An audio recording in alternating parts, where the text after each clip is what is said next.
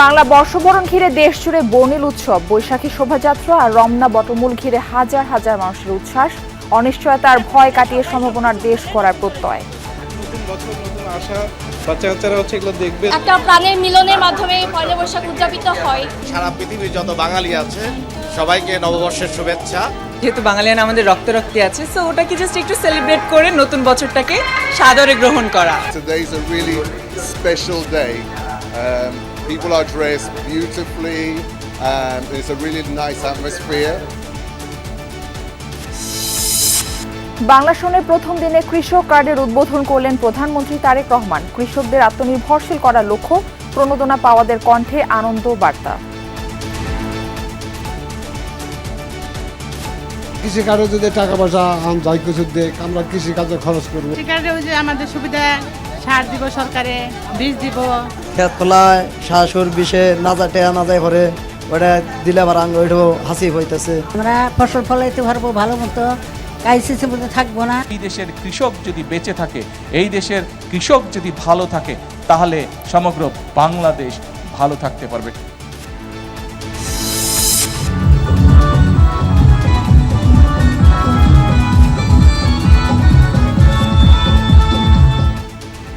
পাহাড়ে ক্ষুদ্র নৃগোষ্ঠীর বাঁধ ভাঙা উচ্ছ্বাস, ঐতিহ্যবাহী পোশাকে নাচ গান আর জলকেলির মনোমুগ্ধকর আয়োজন।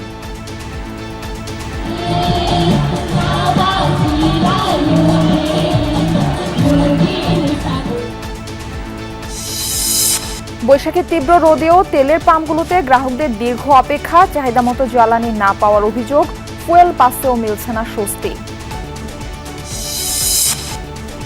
কুমিল্লায় ট্রাক খাদে পড়ে প্রাণ গেল ধান কাটার 7 শ্রমিকের। প্রত্যক্ষদর্শীদের অভিযোগ, চালক নয়, গাড়িটি চালাচ্ছিলেন হেলপার। চালক হেল্পারকে গাড়ি চালাতে দিল, সেখানে হেল্পার ওখান থেকে ব্যাপারাবর্তীতে গাড়ি চালাচ্ছি না।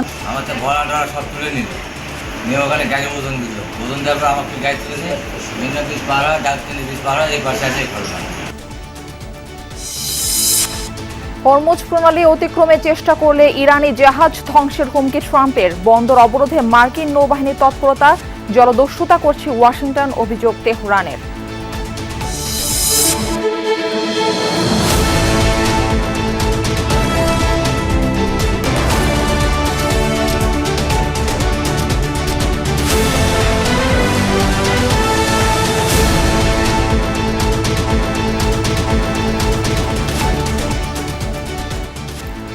আমন্ত্রণ দুপুরে বাংলাদেশে, আপনাদের সঙ্গে রয়েছে আমি মারফি রহমান। এতক্ষণ শিরোনাম দেখছিলাম। মানুষের ঐকতানে পুনরুত্থান হবে গণতন্ত্র।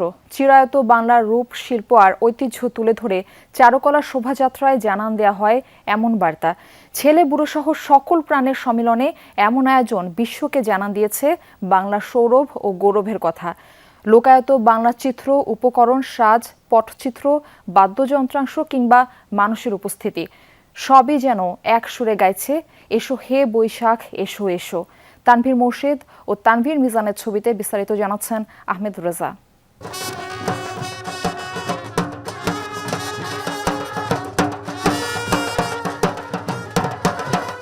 মঙ্গলের বার্তা আর আনন্দের উচ্ছ্বাস নিয়ে বৈশাখী শোভাযাত্রা। সকাল 9:06 ঢাকা বিশ্ববিদ্যালয়ের চারুকলা থেকে যখন শোভাযাত্রা শুরু, তখন সারথি লাখো মানুষ। নেতৃত্বে ঢাকা বিশ্ববিদ্যালয়ের উপাচার্য ও সংস্কৃতি মন্ত্রী। সকল সংকট কাটিয়ে আগামী একটা বছর সুন্দর কাটুক, বাংলাদেশের সমৃদ্ধি কামনা করছি আমরা। সাদা লাল বর্ণিল পোশাকে সেই সমবেত উপস্থিতি জানান দিয়েছে বাংলার ঐতিহ্য, সংস্কৃতি ও ঐক্যবদ্ধতার কথা। যে ঐক্যের ফলেই এবারের শোভাযাত্রার প্রতিপাদ্য নববর্ষের ঐকতান, গণতন্ত্রের পুনরুত্থান।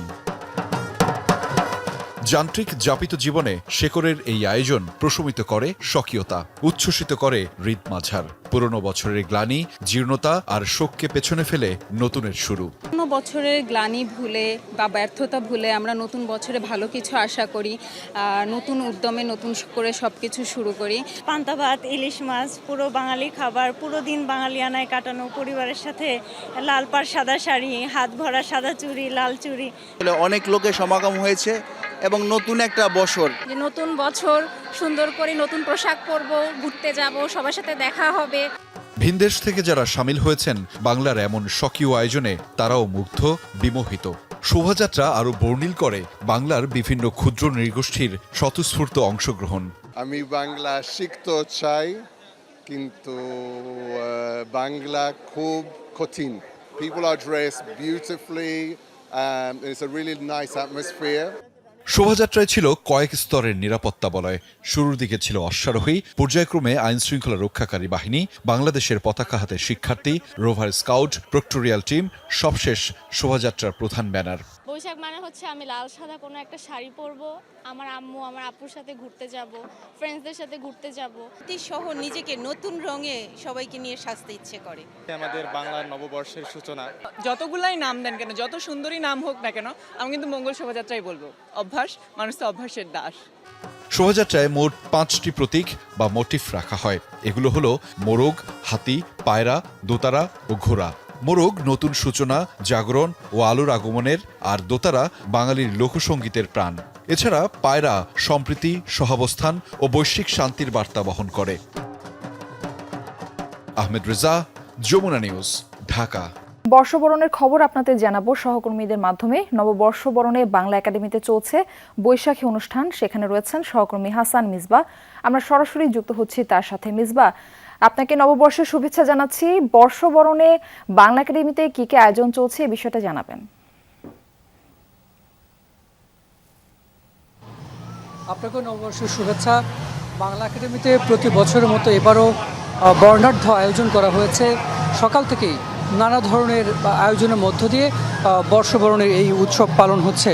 একেবারে সকালের কথা যদি আমরা বলি, সকালে বর্ষবরণ সঙ্গীতের মধ্য দিয়ে এই বাংলা একাডেমির কর্মসূচি শুরু হয়েছে। অনেক কয়েকজন শিল্পী যারা বাংলা একাডেমির এবং বাইরেরও অনেক শিল্পীর পরিবেশনের মধ্য দিয়ে বাংলা একাডেমিতে সকালটা শুরু হয়েছে। এরপরে শিল্পী নাসির আলী মামুনের একটি একক চিত্র প্রদর্শনী ছিল। পরবর্তীতে সংস্কৃতি মন্ত্রী এবং শিল্পমন্ত্রী এসে এখানে যে বৈশাখী মেলা সেটির উদ্বোধন করেছেন। এখানে শিল্পমন্ত্রী বলেছেন যে আগের 15 বছরে নানা ধরনের ভয়ের মধ্য দিয়ে পয়লা বৈশাখ পালন করা হয়েছে, এবার সেই ভয় নেই এবং কোনো ধরনের অস্বাভাবিকতা নেই, ফলে মানুষ ব্যাপকভাবে রাস্তায় নেমেছেন। আমরাও দেখছি যে এবার অন্যবারের তুলনায়, অর্থাৎ বাংলা একাডেমির কথা যদি বলি, অন্যবারের তুলনায় বা গতবারের তুলনায় বেশ একটা উৎসবমুখর পরিবেশ, মানুষ নেমেছেন। এখানে বিভিন্ন শ্রেণী পেশার মানুষ এসেছেন। এখানে বিভিন্ন ধরনের রাইডের ব্যবস্থা করা হয়েছে। নাগরদোলায় পালকি ট্রেন সহ নানা ধরনের ব্যবস্থা রাখা হয়েছে। পাশাপাশি বৈশাখী মেলা চলবে 7 দিন। মারফি, মির্জা, আপনাকে ধন্যবাদ জানাচ্ছি। বর্ষবরণের আরো খবর জানাতে আমরা আমাদের আরো সহকর্মীদের সাথে যুক্ত হচ্ছি। জগন্নাথ বিশ্ববিদ্যালয়ে আছেন সহকর্মী তাজনুর ইসলাম। তাজনুর, আপনাকে নববর্ষের শুভেচ্ছা জানাচ্ছি। শিক্ষার্থীদের কি আয়োজন পরিবেশন থাকছে দিনভর? নববর্ষের শুভেচ্ছা জানবেন। আর যে আয়োজনটির মধ্যে রয়েছে বেশ জমজমাট, এবং সেই জমজমাট আয়োজনটি দেখাতে চাই। জগন্নাথ বিশ্ববিদ্যালয় এবার প্রথমবারের মতো তার যে বর্ষবরণ উৎসব তার মধ্যে বৈশাখী মেলার আয়োজন করেছে ফোকাস স্কুল মাঠে, এবং সেই মেলার একটা অন্যতম অনুষঙ্গ। সেই অনুষঙ্গতে আপনি দেখতে পাচ্ছেন যে এরই মধ্যে সবাই মেতে উঠেছেন মূলত উৎসবে, এবং সেটি আসলে জগন্নাথ বিশ্ববিদ্যালয়ের শিক্ষার্থীদের মধ্যেই সীমাবদ্ধ নেই, বরং এই যে পুরান ঢাকার যে এলাকাগুলো রয়েছে, বিভিন্ন শিক্ষা প্রতিষ্ঠান থেকে, বিভিন্ন এলাকা থেকে একেবারে পরিবারের সদস্যরা মিলে একেবারে দলবল সমেত চলে এসেছেন সেই বৈশাখী মেলা উপভোগ করতে। এবং তারই অংশ আপনি দেখছেন যে এই মুহূর্তে তারা একটা নৌকায় চড়েছেন, যেটাকে রোলিং বোট বলে। এরপরে এ পাশটাতে নাগরদোলাও রয়েছে। সুতরাং বৈশাখী মেলার একটা অন্যতম গুরুত্বপূর্ণ অনুষঙ্গ কিংবা একেবারে খুব কমন যেই চিত্র, সেটি এই যে নাগরদোলা, সেটি আপনি দেখতে পাচ্ছেন। শিশুদের মধ্যে উন্মাদনা ব্যাপক রকম দেখেছি। সকালবেলা থেকে যতগুলো আয়োজন হয়েছে জগন্নাথ বিশ্ববিদ্যালয়ে, তার মধ্যে শিশুদের ব্যাপক অংশগ্রহণ ছিল। সব মিলিয়ে জগন্নাথ বিশ্ববিদ্যালয়ের এই যে বর্ষবরণের যে আয়োজন, সেটি আজকের দিনেই সীমাবদ্ধ নয়, বরং আগামীকালকেও তাদের বিভিন্ন রকম আয়োজন রয়েছে। সব মিলিয়ে শিক্ষক শিক্ষার্থীরা দিনভর নানান রকম অনুষঙ্গের মধ্যে দিয়ে যাচ্ছেন, অনুষ্ঠানের মধ্যে দিয়ে যাচ্ছেন। বিকেলবেলাতে কনসার্ট রয়েছে, তারও প্রস্তুতি দেখছি বেশ ভালো রকম চলছে এই জগন্নাথ বিশ্ববিদ্যালয় ক্যাম্পাসে। তাজনুর, ধন্যবাদ যুক্ত হবার জন্য। নববর্ষ বরণে নর্থ সাউথ বিশ্ববিদ্যালয়ে চলছে দর্শক, নারায়ণগঞ্জের জিন্দা পার্কে আছেন আমাদের আরেক সহকর্মী আল আমিন হক অহন। আমরা তার সাথেও যুক্ত হচ্ছি। অহন, বর্ষবরণে কি আয়োজন চলছে জিন্দা পার্কে, কতটা উপভোগ করছেন দর্শনার্থীরা? এই জিন্দা পার্কে সকাল থেকেই নানান আয়োজন এবং সেই আয়োজনের মধ্য দিয়েই এই উৎসব, এই দিনটিকে পালন করছেন সাধারণ মানুষ। আমি সেই দৃশ্যও যদি দেখাই, কেনাকাটাও চলছে এবং বিশেষ করে নানান গ্রামীণ যে পণ্যগুলো থাকে সেই পণ্যের সমাহার এখানে আমরা দেখছিলাম, কেনাকাটা করছেন। বিশেষ করে এই মুহূর্তে দুপুরের বিরতি চলছে, অর্থাৎ এখানেই আমি যে মাঠটিতে দাঁড়িয়ে রয়েছি এখানেই সকাল থেকে নানান গান চলছিল। বিশেষ করে এখানে পাশে একটি স্কুল আছে, সেই স্কুলের শিক্ষার্থীদের পরিবেশনা ছিল যাত্রাপালা, জারি, শাড়ি, কবিতা এবং সেই আবহমান বাংলায় যেসব বিষয় নানান বছর ধরে চলে আসছিল সেই বিষয়গুলো কিন্তু একেবারেই নেই হয়ে গেছে, সেগুলোই তুলে ধরার চেষ্টা করেছে এখানকার মানুষ এবং একেবারে স্থানীয় মানুষদের পরিবেশনায় সেইগুলো আবার নতুন করে তুলে ধরা এবং সাধারণ মানুষ যারা এখানে এসেছেন, ঘুরে বেড়াচ্ছেন, তারাও কিন্তু সেগুলো বেশ উপভোগ করছিলেন। এই মুহূর্তে আমি যেমনটি বলছিলাম, কেনাকাটা সেরে নিচ্ছেন, বেশ কিছু অস্থায়ী দোকান বসেছে, নানান গ্রামীণ জিনিসপত্র পাওয়া যাচ্ছে। একই সঙ্গে নারীদের নানান অনুষঙ্গ, চুড়ি, টিপ সহ যা নারীরা কিনতে পছন্দ করেন বিশেষ করে এই ধরনের মেলায়, সেগুলো তারা কিনছেন। এবং আমরা সকাল থেকেই সেটি যেমন বলছিলাম, একই সঙ্গে বলছিলাম একেবারে ভ্যাপসা গরম। এই ভ্যাপসা গরমের মধ্য দিয়েও এখানে জিন্দা পার্কে একেবারে ছায়া সুনিবিড়, বেশ শান্ত একটা পরিবেশ। পাখির ডাকের মধ্য দিয়ে যখন বর্ষবরণের আনুষ্ঠানিকতা শুরু হয় তারপর থেকেই তো মানুষের মধ্যে সে উচ্ছ্বাস এবং তারা সবাই বলছেন যত সব জড়া আছে সেগুলো ভুলে নতুনের ডাকে সাড়া দিয়ে নতুনভাবে নতুন জীবনটাকে গড়ে নেয় এবং নিশ্চয়ই সেটা সুখী সমৃদ্ধ বাংলাদেশ গড়ার প্রত্যয়। মারফি, রমনার বটমূলে নতুন বাংলা বছর বরণ করল ঐতিহ্যবাহী সাংস্কৃতিক প্রতিষ্ঠান ছায়ানট। ভোর 6:15টায় আয়োজনের শুরু। প্রায় 200 শিল্পীর অংশগ্রহণে এই আয়োজন ছায়ানটের প্রত্যাশা, সব শঙ্কা, অনিশ্চয়তা আর ভয়ের অবসান ঘটুক, স্বস্তি ফিরুক জীবনে, কল্যাণ হোক মানবতার। শওকত মঞ্জুর শান্ত রিপোর্টে থাকছে বিস্তারিত।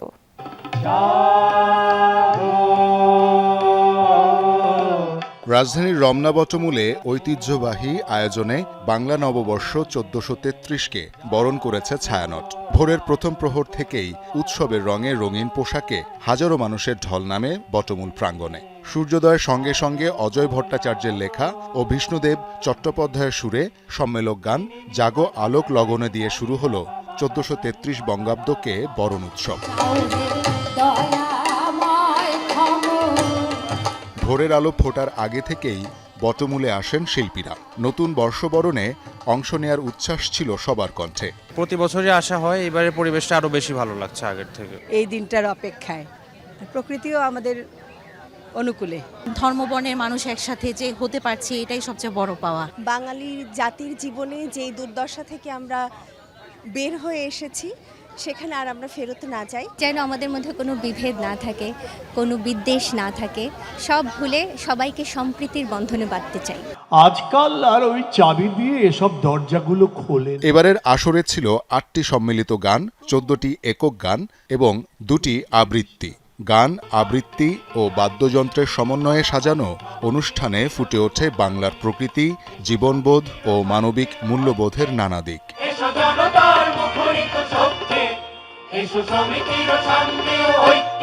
আলো যত বাড়তে থাকে তত নামে মানুষের ঢল। অংশগ্রহণকারীরা জানান, সব বিভেদ ভুলে একসঙ্গে নতুন বছরকে বরণ করার এই আয়োজন তাদের কাছে অনন্য অনুভূতির। সবাই মিলে চেষ্টা করতে হবে।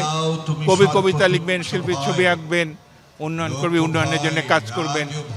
তবু বলি, এই নববর্ষ পৃথিবীতে শান্তির বার্তা বইয়ে দিক। খুব ভোরবেলায় উঠে ওদেরকে রেডি করে নিয়ে আসছি যেন রমনার বটমূলের অনুষ্ঠানটা ওরা দেখে উপভোগ করতে পারে। সারা বিশ্বে যে যুদ্ধ চলতেছে সেটা আসলে থামুক, সেলিব্রেট করতে পারি, কিন্তু ওইটা চর্চা যদি আমার বাসায় না থাকে তাহলে খালি ওই একদিন ওই ফাদার্স ডে একদিন দেখানোর মতনই ব্যাপারটা হয়ে যাবে। নতুন বছরে যেন নতুন নতুন করে আমরা বড় হয়ে এই দেশটাকে চালাতে পারি। সবাই যেন ভালো থাকে, সুস্থ থাকে, দেশে যেন শান্তি ফিরে আসে। আমি কক্সবাজার থেকে, তো ভালোই লাগছে এরকম বড় অনুষ্ঠান, বড়।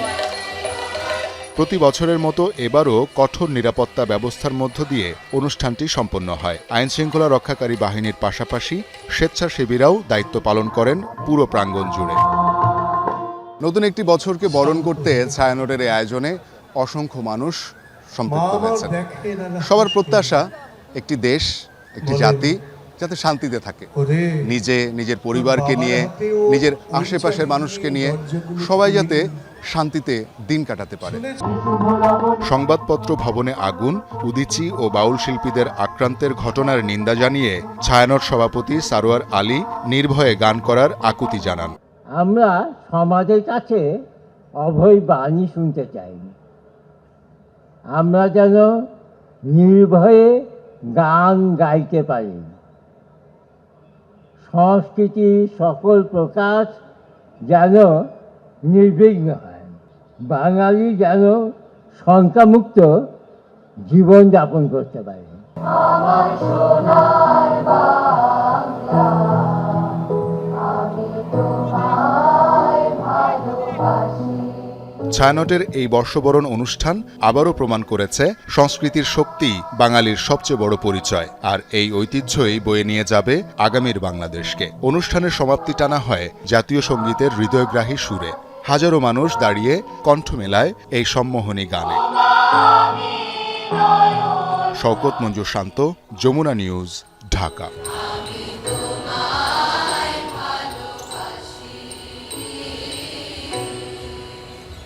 কৃষকদের আত্মনির্ভরশীল হিসেবে গড়ে তুলতে কাজ করছে সরকার।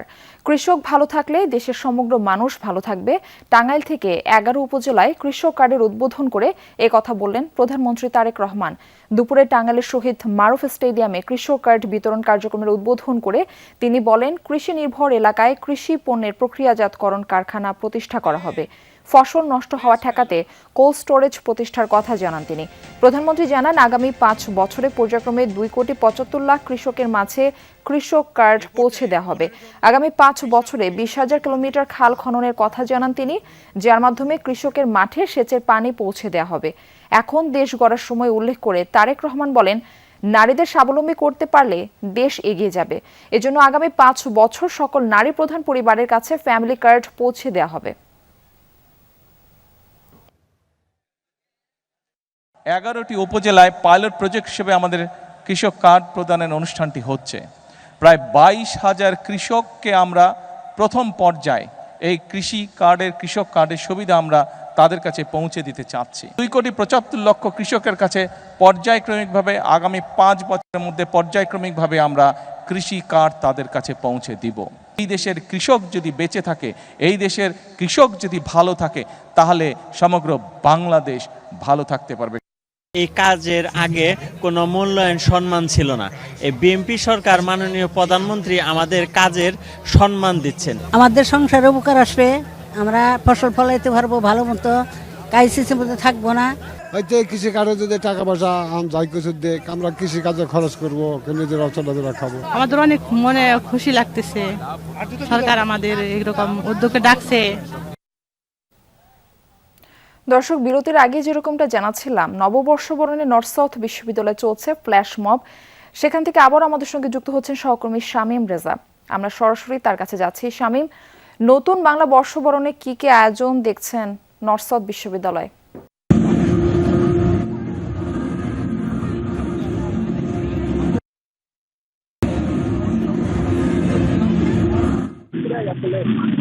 তাদের যে প্রোগ্রাম, যে জমকালো আয়োজন, সেই জমকালো আয়োজনে অংশ নিয়ে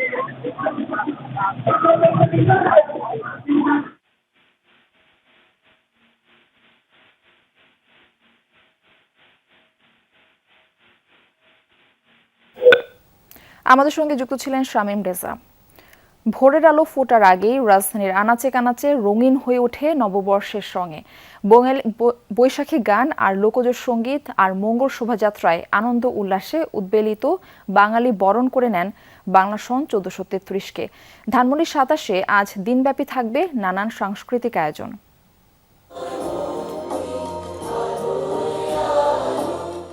প্রতিদিনই তো সূর্য ওঠে, নতুন দিনের সূচনা হয়, তবে উষার কোল আলো করে আজ যে নতুন সূর্যের উদয়, তা নিয়ে এসেছে নতুন বছরের আরম্ভক্ষণের বার্তা।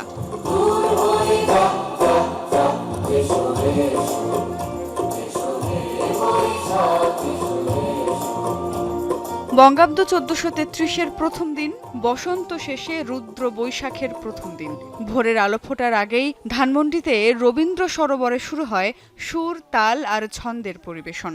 এই আয়োজন বাংলা নববর্ষ বরণের। সুরের ধারার উদ্যোগে কবিতা, লোকজ সঙ্গীত আর প্রকৃতি পর্বের মূর্ছনায় মেতে ওঠে গোটা প্রাঙ্গণ। আমার খুবই ভালো লাগছে। আমি এখানে ভোরবেলা থেকে অনেক এক্সাইটমেন্ট ছিলাম। খুবই ভালো লাগছে, মানে প্রতি বছরে আসা হয়। আমার দুই সন্তানই এই অনুষ্ঠানে অংশগ্রহণ করে ছোটবেলা থেকেই। ওয়েদারটাও বেশ ভালো, অনেক এনজয় করছি।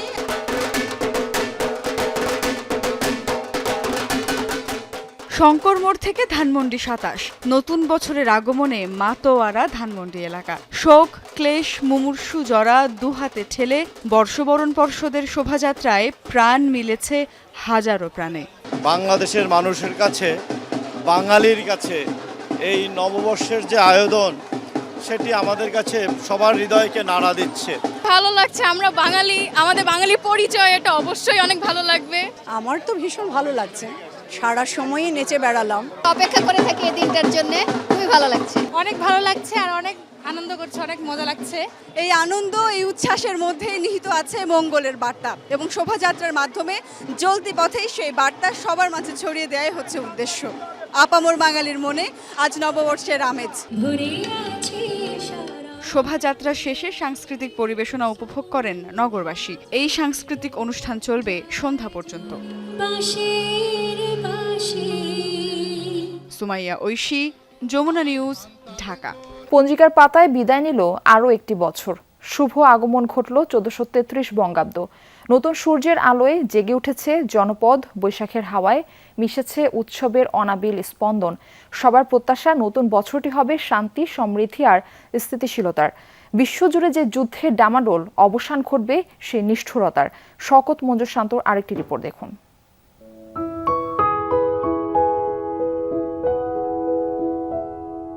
নতুন দিনের প্রথম আলোয় খুলেছে সম্ভাবনার দুয়ার। প্রকৃতি সেজেছে মায়াময় রূপে।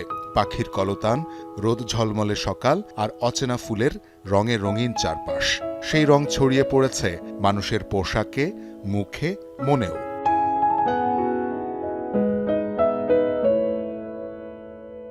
প্রত্যাশা একটাই, অশান্তি নয়, হিংসা নয়, শান্তিতে ভরে উঠুক দেশ। স্থির হোক রাজনীতি, স্বস্তিতে বাঁচুক মানুষ। দুঃখ কষ্টগুলো ভুলে যেন আমরা নতুন বছরটা সুন্দর করে উদযাপন করতে পারি। আমাদের যার যার ধর্ম মতে আমরা চলতে চাই। সবার জীবনটা সূর্যের মতো সুন্দর আলোকিত হয়। দেশে আসুক স্থিতিশীলতা, নাগরিক জীবনে ফিরুক প্রশান্তি। চাওয়াটা ছোট, কিন্তু সবার। দেশে হচ্ছে শান্তিপূর্ণ একটা পরিবেশ বজায় থাকুক। এটা আমাদের সবার খুব প্রাণের আয়োজন, আমরা সবাই খুব পছন্দ করি। এই আয়োজন আরো সুন্দর হোক। এবার যেহেতু নতুন সরকার হয়েছে, এটা স্থিতিশীল হোক। বৈশাখী শোভাযাত্রা, ঢাকঢোলের ছন্দ, মুখোশ, মেলা আর লোকজ সাজে উৎসব ছড়িয়ে পড়ে পথে পথে। সকলেই ভালো থাকুক, কোথাও যেন কোনো কষ্ট না থাকে। নববর্ষ সবাইকে শুভেচ্ছা। আমরা ভালো থাকলে আমাদের দেশও ভালো থাকবে। গান, আনন্দ আর উচ্ছ্বাসে আমরা ফিরি আমাদের শেকড়ে। যখন আমরা নিজেদের রুটের কাছে যাই, যখন নিজেদের কালচারের কাছে যাই, এটা অবশ্যই অনেক বেশি স্বস্তি দেয়। আগামী বছরটা আমাদের সবার জন্য খুব মঙ্গল নিয়ে আসুক। সংকটগুলো যেন আমরা কাটিয়ে উঠতে পারি সবাই মিলে একসঙ্গে। বাঘের দেশ বাংলাদেশে বৈশাখ এলো রে। পুরনো সব গ্লানি পেছনে ফেলে নতুন দিন হোক উদযাপনের, ভালো থাকার প্রতিশ্রুতি। শওকত মঞ্জুর শান্ত, যমুনা নিউজ, ঢাকা। পাহাড়েও চলছে বর্ষবরণের নানা আয়োজন। উৎসবে মেতে উঠেছে বিভিন্ন সম্প্রদায়ের মানুষ। মারমা সম্প্রদায়ের সাংগ্রাই উৎসবে রঙিন খাগড়াছড়ি। শহরের পানখাইয়া পাড়ায় মারমা উন্নয়ন সংসদের মাঠে চলছে নাচ, গান, পানি খেলা। জমকালো আয়োজনে মারমা তরুণ তরুণীরা ঐতিহ্যবাহী সাজ পোশাকে সজ্জিত হয়ে মেতে উঠেছে জলকেলিতে। এর মধ্য দিয়ে বর্ষবরণ ও বিদায় দেয় মারমা সম্প্রদায়। রাঙামাটিতে পাহাড়ি বাঙালিদের মেলবন্ধনে উদযাপিত হয়েছে পহেলা বৈশাখ। জেলা প্রশাসনের উদ্যোগে বর্ণাঢ্য মঙ্গল শোভাযাত্রা, সাংস্কৃতিক অনুষ্ঠান ও পুরস্কার বিতরণী অনুষ্ঠিত হয়। নানা প্রতিকৃতি, ব্যানার, ফেস্টুন নিয়ে অংশ নেন পাহাড়ি বাঙালি সব বয়সী মানুষ। শোভাযাত্রা শেষে শহীদ আব্দুল আলী মঞ্চে মনোজ্ঞ সাংস্কৃতিক অনুষ্ঠান পরিবেশিত হয়। নাচ গানের মধ্য দিয়ে ক্ষুদ্র নৃগোষ্ঠীর ঐতিহ্য তুলে ধরা হয়। পরে যেমন খুশি তেমন সাজো কুইজ এবং চিত্রাঙ্কন প্রতিযোগিতায় অংশ নেওয়া শিক্ষার্থীদের পুরস্কার বিতরণ করা হয়।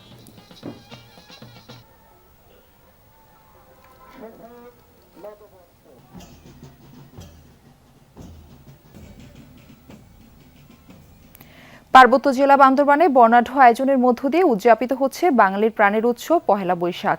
সকালে জেলা শহরে বৈশাখী অনুষ্ঠানের আনুষ্ঠানিক উদ্বোধন করা হয়। শোভাযাত্রা শেষে ক্ষুদ্র নৃগোষ্ঠীর সাংস্কৃতিক ইনস্টিটিউটের হলরুমে অনুষ্ঠিত হয় মনোজ্ঞ সাংস্কৃতিক অনুষ্ঠান। দিনব্যাপী এই আয়োজনের মধ্য দিয়ে বাঙালির ঐতিহ্য, সংস্কৃতি ও সম্প্রীতির এক বর্ণিল মিলন মেলা ফুটে ওঠে।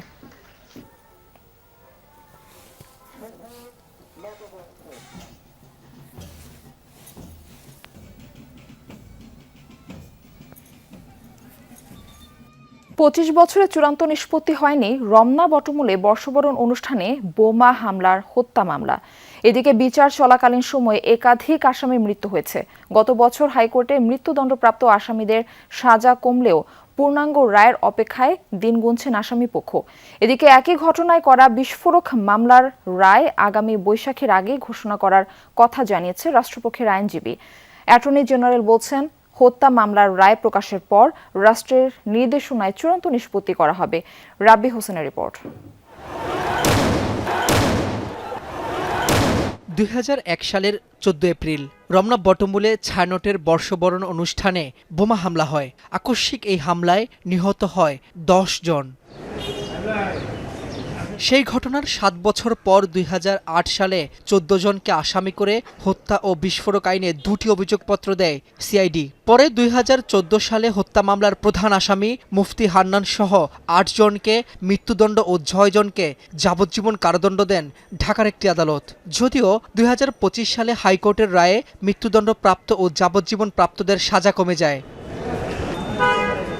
আসামিপক্ষের আইনজীবীরা বলছেন, হত্যা মামলায় হাইকোর্টের রায়ের পূর্ণাঙ্গ অনুলিপি প্রকাশ না হওয়ায় এই রায়ের বিরুদ্ধে আপিল করতে পারছেন না তারা। পূর্ণাঙ্গ রায় প্রকাশিত হওয়ার পরে আসামিপক্ষ আপিল করলে এটি আপিল বিভাগে শুনানি হবে, তারপরে পূর্ণাঙ্গ সিদ্ধান্ত হবে। আশা করব এই মামলার পূর্ণাঙ্গ রায় যেন দ্রুতই প্রকাশ করা হয়। তবে রাষ্ট্রের সর্বোচ্চ আইন কর্মকর্তা অ্যাটর্নি জেনারেল জানান, রায় প্রকাশ হলে তা পর্যালোচনা করে রাষ্ট্রের নির্দেশনা নিয়ে চূড়ান্ত নিষ্পত্তির দিকে আগানো হবে। আমি চেষ্টা করব যতদূর সম্ভব এই মামলার রায়টি যদি প্রকাশ হয় সে ব্যাপারে চেষ্টা করা, এবং সেই রায়টি প্রকাশের দেখার পরে রায় পর্যালোচনা করার পরে আমরা রাষ্ট্রের পক্ষ থেকে রাষ্ট্রের ইনস্ট্রাকশন নিয়ে সে অনুযায়ী আমরা প্রয়োজনীয় ব্যবস্থা গ্রহণ করব। এদিকে 25 বছরেও রমনা বটমূলে বোমা হামলায় করা বিস্ফোরক আইনের মামলাটি বিচারিক আদালতের গণ্ডি পার হয়নি। মামলা নিষ্পত্তিতে রাষ্ট্রপক্ষের সদিচ্ছার অভাবকেই দায়ী করছেন আসামিপক্ষের আইনজীবীরা। যদিও পাবলিক প্রসিকিউটর বলছেন, আগামী বৈশাখের আগেই এই মামলার রায় ঘোষণা হবে। ট্রায়াল করে যা হওয়ার একটা করে দাও, দেন আপিলে গিয়ে তারা দেখবে। একটা ক্রিমিনাল মামলা যদি এরকম 20 বছর চলতে থাকে আর 20 বছরে যদি আসামিরা কাস্টডিতে থাকে, এটা ন্যায় বিচারের পরিপন্থী। একটু সময় লেগেছে, এই মামলাটিও এখন আর সেই স্টে নাই। আমরা আশা করছি এই মামলাও আসামিদের সর্বোচ্চ শাস্তি পাবে।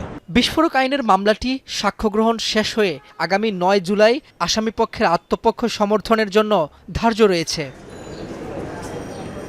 রাব্বি হোসেন, যমুনা নিউজ, ঢাকা। বৈশাখীর তীব্র রোদ উপেক্ষা করে জ্বালানি তেলের জন্য দীর্ঘ সারি ফিলিং স্টেশনগুলোতে তেল নিতে 10 ঘন্টা বা তারও বেশি অপেক্ষা করতে হচ্ছে গ্রাহকদের।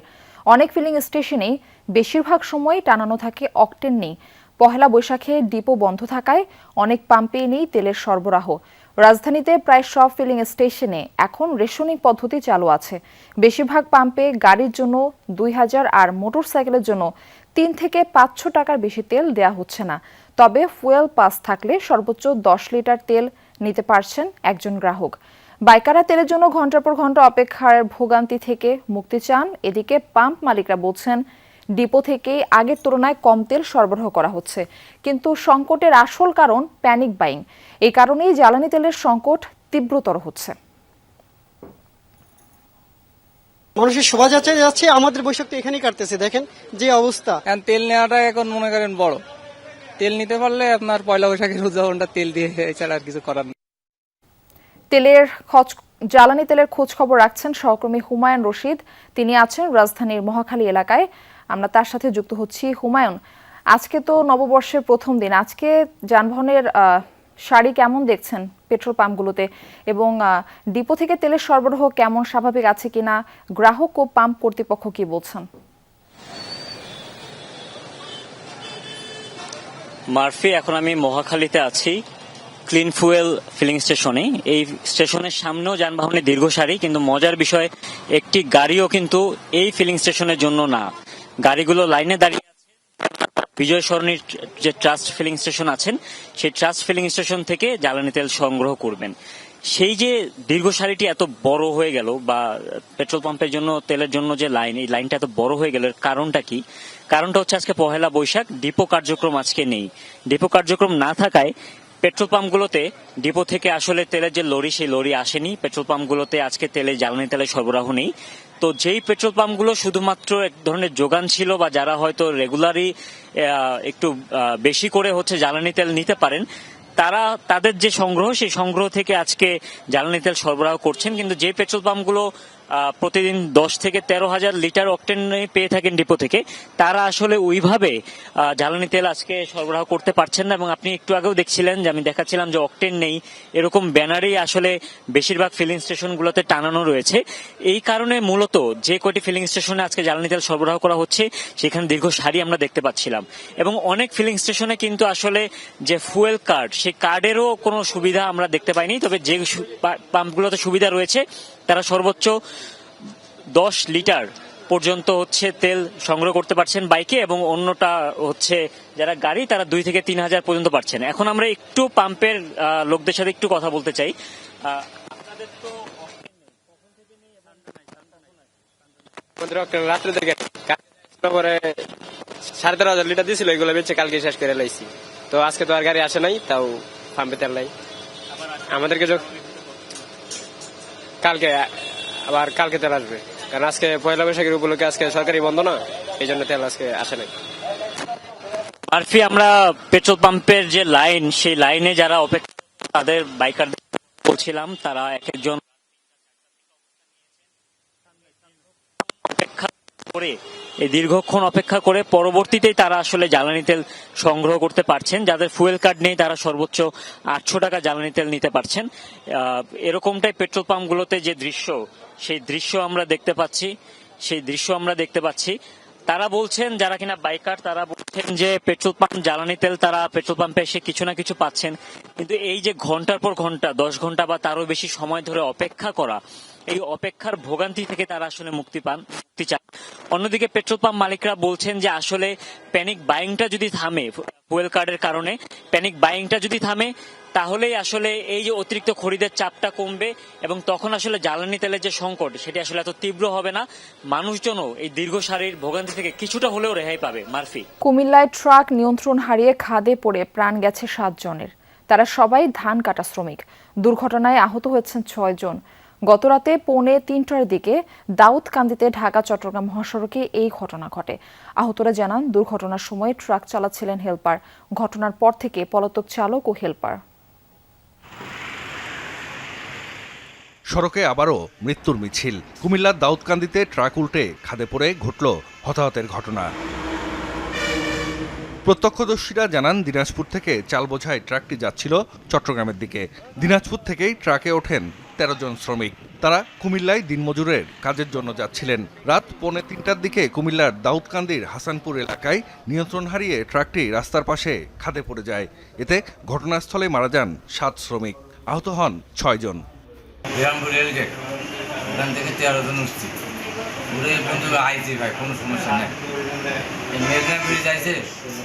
আমার তো ভরা ডরা সব তুলে নিল, নিয়ে ওখানে গাড়ি ওজন দিল, ওজন দেওয়ার পর আমাকে গাড়ি তুলেছে, মেঘনা ব্রিজ পাড়া, ডাক্তারি ব্রিজ পাড়া, এই পাশে আছে এই ঘটনা।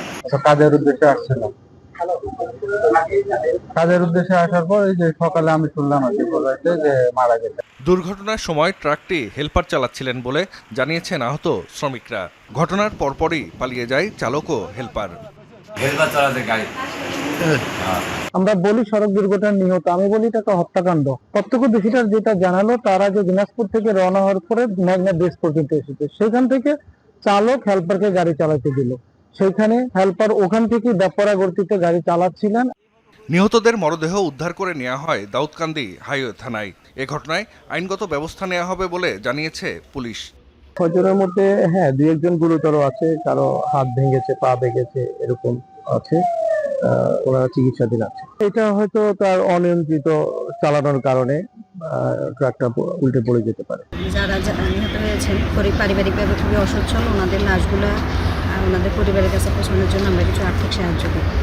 এদিকে সড়ক দুর্ঘটনায় স্বজনের মৃত্যুর খবর পাওয়ার পর নিহতদের বাড়িতে শোকের মাতম, এলাকাবাসীর মাঝেও শোকের ছায়া। তুই গেলে আমার চাচা গেল, তার পাশে আমার আরেক নাতি গেল, ভাগ্নি জামাই ছিল, চলে যেতে যায়, তার জন্য মারা যায়। ট্রাক চালক ও হেলপারকে আইনের আওতায় এনে শাস্তি নিশ্চিতের দাবি জানিয়েছেন নিহতদের স্বজনরা। জাহিদ হাসান, যমুনা নিউজ।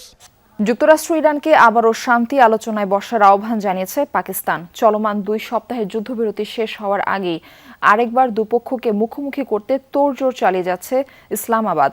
গেল শনিবার শান্তি আলোচনা ভেস্তে গেলেও কূটনৈতিক যোগাযোগ চালিয়ে যাওয়ার ইঙ্গিত দিয়েছে দুই দেশ। মধ্যপ্রাচ্যে শান্তি ফেরাতে পাকিস্তান ছাড়াও তুরস্ক ও মিশর মধ্যস্থতার চেষ্টা চালিয়ে যাচ্ছে। যুক্তরাষ্ট্র ইরান ইসরায়েল যুদ্ধবন্ধে এখনও আশাবাদী পাকিস্তান। আলোচনার সব পথ এখনও বন্ধ হয়নি বলে মনে করছে দেশটি। দুপক্ষকে আলোচনার টেবিলে বসাতে চলছে জোর চেষ্টা। নাম প্রকাশে অনিচ্ছুক 2 পাকিস্তানি কর্মকর্তা জানিয়েছেন, চলমান 2 সপ্তাহের যুদ্ধবিরতি শেষ হওয়ার আগেই ওয়াশিংটন তেহরানকে আবারও মুখোমুখি করার চেষ্টা করছে ইসলামাবাদ।